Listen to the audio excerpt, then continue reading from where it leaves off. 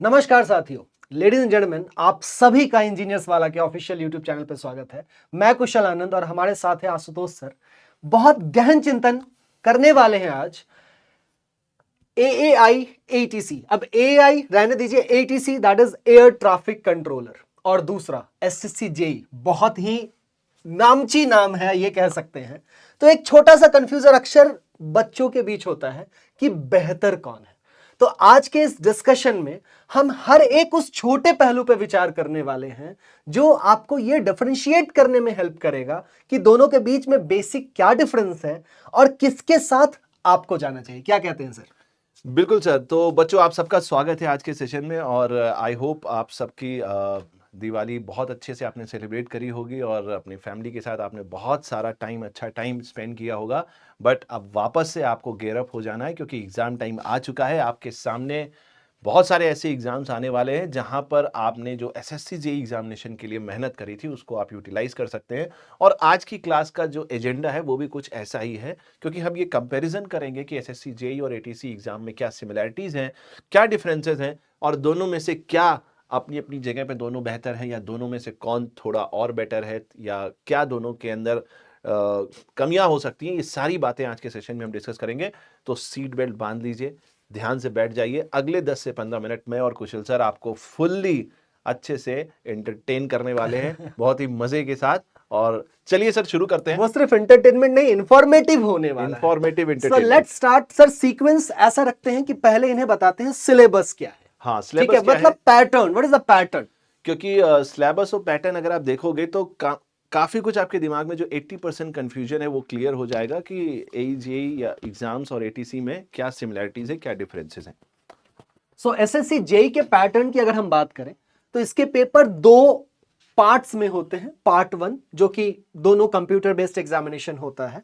Paper 1 में आपको 3 sections मिलते हैं: general awareness, general intelligence and reasoning, दोनों से 50-50 क्वेश्चन, 50 मार्क्स, और technical general engineering 100 question, 100 marks. Total तकरीबन 200 मार्क्स के 200 क्वेश्चन और 2 घंटे मिलते हैं। ठीक है, और एक इंपॉर्टेंट बात you need to keep in mind कि 25% negative marking for each wrong answer. अगर आप अटेम्प्ट नहीं करेंगे कोई परिवर्तन नहीं होगा आपके स्कोर में, बट अगर एक भी नेगेटिव है तो जो अंक आपने कमाए हैं उसमें से, जैसे एक क्वेश्चन के लिए 1 नंबर मिलने हैं तो 25% मतलब 0.25, 25 पैसा आप गवा बैठेंगे। तो ये था एक फॉर्मेट एसएससी जेईई का पेपर 1 का। आगे के डिस्कशन पे आप आते हैं सर। ऐसा करते हैं कि अभी हमने जैसे आपने पैटर्न डिस्कस किया जी, अभी जस्ट आपने पैटर्न डिस्कस किया है, एसएससी जेईई एग्जाम का सर ने डिस्कस किया है, तो सर साथ ही साथ क्यों ना एक बार एटीसी दिखा देते हैं तो वहां direct comparison. Definitely sir, definitely. तो ये रहा हमारा 3-4 एटीसी का slide format.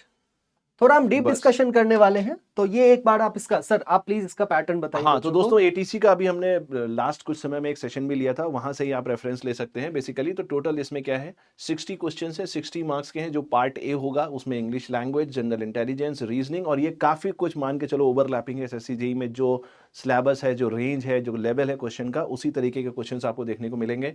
General aptitude, numerical ability, general knowledge, awareness, ये सारी चीजें। और इनका मार्क्स डिस्ट्रीब्यूशन भी यहाँ पर दिया हुआ है, 20, 15, 15, 10, इसको आप देख सकते हो। जो पार्ट बी है इसमें जो 60 क्वेश्चन है वो फिजिक्स और मैथमेटिक्स से होंगे, और इसमें ऐसा कहा जाता है कि 10+2 लेवल का होगा। बट लास्ट टाइम भी मैंने आपको समझाया था कि 10+2 से थोड़ा ऊपर ही होगा, क्योंकि कॉम्पिटेटिव एग्जामिनेशन है। ये भी 60 मार्क्स का होगा। आगे का सर पैटर्न देखते हैं मार्क्स का।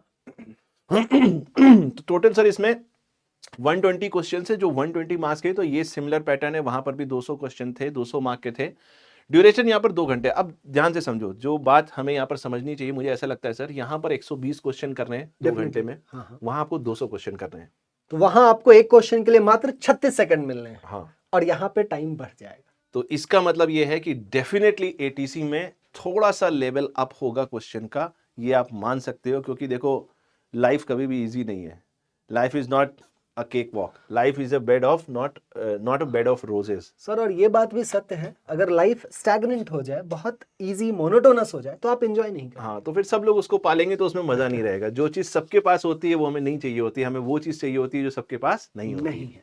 और सबसे इंपॉर्टेंट बात कि वहां नेगेटिव मार्किंग है, लेकिन यहाँ पे नेगेटिव मार्किंग नहीं है। बट नेगेटिव मार्किंग को मेरा ऐसा मानना है कि आप ये सोचें कि जब आप 100% सेटिस्फाई हो जाएं कि आप अपना बेस्ट दे चुके हैं, उसके बाद ही आप वो जो आप करते हैं ना अब्बा डब्बा चब्बा ABCD, उसके बाद ही लगाएं। क्योंकि अगर कई बार आप बहुत उत्तेजना में आ जाते हैं और हो सकता है 4-5 क्वेश्चन भी आपने ऐसे गेस में कर दिए जो आप कर सकते थे, तो वहां से शायद आपका मामला इधर से उधर हो सकता है। बहरख्याल जो ओवरऑल कंपैरिजन सर मैं अभी देख पा रहा हूं वो यही है कि हम एक कंक्लूजन ले सकते हैं कि ATC का एग्जाम जो आप देंगे अभी आगे, वो कहीं ना कहीं SSC JEE एग्जाम में पूछे जाने वाले क्वेश्चन से आपको एक लेवल अप मिलेगा। और आप मान के चलिए कि इसमें चाहे जनरल अवेयरनेस वाला जो पार्ट ए है, सर एक बार पीछे देख लेते हैं, जो पार्ट ए है या पार्ट बी है, आप मान सकते हैं कि इनके क्वेश्चंस का लेवल थोड़ा अच्छा होगा। तो आपको एक अच्छे लेवल पे प्रिपरेशन करनी पड़ेगी, आप इसको लाइटली नहीं ले सकते। और यहां पे सर ने एक बहुत जेन्युइन सी बात बोली है, जैसे SSC JEE में नेगेटिव मार्किंग है, ATC में नहीं है।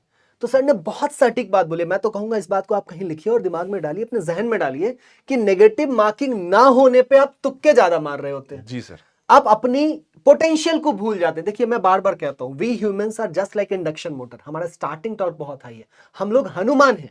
बस आपकी बहुत ताकत है, आपकी ताकत को आपको याद करना होता है। तो जब आपको लगता है ना कि नेगेटिव मार्किंग नहीं है, तो आप अपने पूरे पोटेंशियल को पुश नहीं करते हैं और गलतियां करते हैं। So this is very genuine point. Okay, आगे सर बात करते हैं कि किस तरीके से जो सिलेबस कंटेंट है वो क्या है। तो डेफिनेटली सो SSC JEE की अगर हम बात करें तो ये कुछ वेटेज आपको मैं दिखाना चाह रहा हूं नॉन टेक का। ठीक है, नॉन टेक्निकल मतलब रीजनिंग और जनरल अवेयरनेस का 2023 में किस टॉपिक से और किन सब्जेक्ट से कितने कितने क्वेश्चंस आए। हमने ये 6 साल का पूरा ब्यौरा लिया है।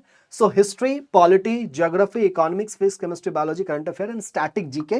तो अभी 2023 में 8 से 9 सवाल 50 में से स्टैटिक जीके पे थे और ओवरऑल वेटेज आप देख सकते हैं। और वहीं हम रीजनिंग के टॉपिक्स की अगर बात करते हैं तो so this is the weightage. Analogy से 3 से 4 सवाल, classification, rearrangement and puzzle, direction, word formation, ये एक वेटेज आपको दिख रहा है। अब यहां पे देखिए ऑब्वियसली है 50 क्वेश्चन होने हैं SSC JEE में रीजनिंग के, वहां मात्र 15 होने हैं। तो वहां हर टॉपिक से एक एक सवाल आते हैं और यहां पे सवाल की संख्या बढ़ती चली जाती है। ओके जी सर, तो इसको जरा सर आगे ले जाते हैं जिससे हमें आगे इसमें भी थोड़ा सा आई थिंक डेफिनेटली सिलेबस दिया होगा, उसको हम कंपेयर कर पाएंगे। तो जैसा कि सर ने अभी आपको बताया, जो एप्टीट्यूड वाला जो सर वाला पोर्शन है इंटेलिजेंस का, रीजनिंग का, इसमें आप देखोगे तो काफी सारे टॉपिक्स सिमिलर हैं। टॉपिक्स आर सिमिलर और मुझे लगता है कि लेवल ऑफ क्वेश्चंस भी ऑलमोस्ट सेम होगा। थोड़ा ATC में अच्छा हो सकता है क्योंकि टाइम थोड़ा सा ज्यादा है। डेफिनेटली। और अगर देखिए अगर आपने SSC की तैयारी की है तो आप ATC को इजीली क्रैक कर सकते हैं, क्योंकि एक एड ऑन आ रहा है इंग्लिश लैंग्वेज का।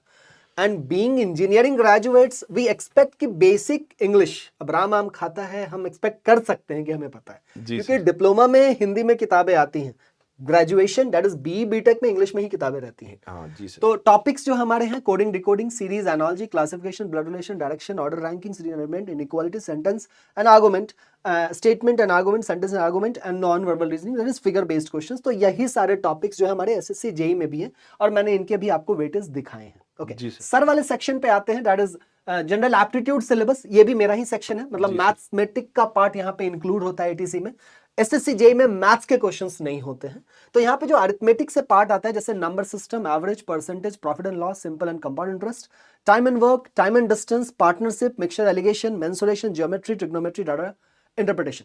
तो ये पूरा अरिथमेटिक और एडवांस का सेक्शन है जो हमने यहाँ पे आपको बताया कि general aptitude and numerical ability से जो हमारे 15 क्वेश्चंस हैं, तो ये वो सारे टॉपिक्स हैं और हर जगह से एक प्रॉपर वेटेज अगर आप देखते हैं तो एक एक क्वेश्चन आपको हर सेक्शन से मिलते चले जाते हैं। सर इसमें 2-3 टॉपिक मुझे ऐसा लगा, थोड़ा आगे ले जाते हैं जी सर, जो शायद आप ज़्यादा अच्छे से बताएंगे। कि शायद मेरा ऐसा सोचना है कि अगर हम देखें तो शायद ये जो मेंसुरेशन और ज्योमेट्री और ट्रिग्नोमेट्री वाला पार्ट है, ये शायद AE में नहीं, ये पूरा सेक्शन AE में नहीं है। अच्छा, मैथमेटिक्स हमारे AE में नहीं रहता है। अच्छा सर, ठीक है, तो ये पूरा सेक्शन मतलब जो 10वीं तक की मैथ्स आपने पढ़ी है वो आपका पार्ट ए, जैसे यहाँ पे 2 पार्ट्स में अभी आपने बच्चों को बताया था कि 2 पार्ट्स हैं हमारे, part A and part B.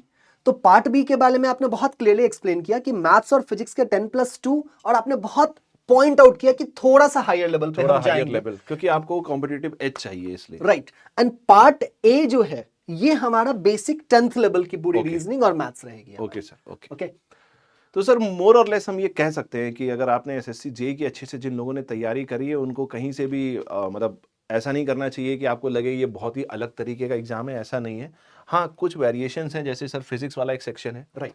Physics वाला हो सकता है आपने शायद एईजे में उतना अच्छे से ना प्रिपेयर किया हो, बट यहाँ पर एक अलग से कंप्लीटली सेक्शन ही है मैथमेटिक्स और फिजिक्स का, तो आप मान सकते हैं कि उस पर बहुत ध्यान दिया जाएगा, उससे अच्छे लेवल के क्वेश्चंस आएंगे। तो वो थोड़ा आपको और रिगरस प्रिपरेशन करनी पड़ेगी, और अभी आपके पास समय भी है, इसलिए आपको घबराने की जरूरत नहीं है।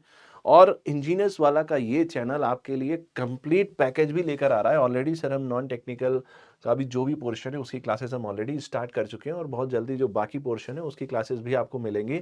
बस आपको सेशंस में बने आपको रहना। हर एग्जामिनेशंस के रिलेटेड जो सेशंस हैं हमारे चैनल पे ही मिलेंगे। प्लेलिस्ट सेक्शन में जाकर के आप देखेंगे तो आपको बहुत प्रॉपर कैटेगराइज फॉर्म में मिलेंगे, आपको बहुत परेशानी नहीं होगी।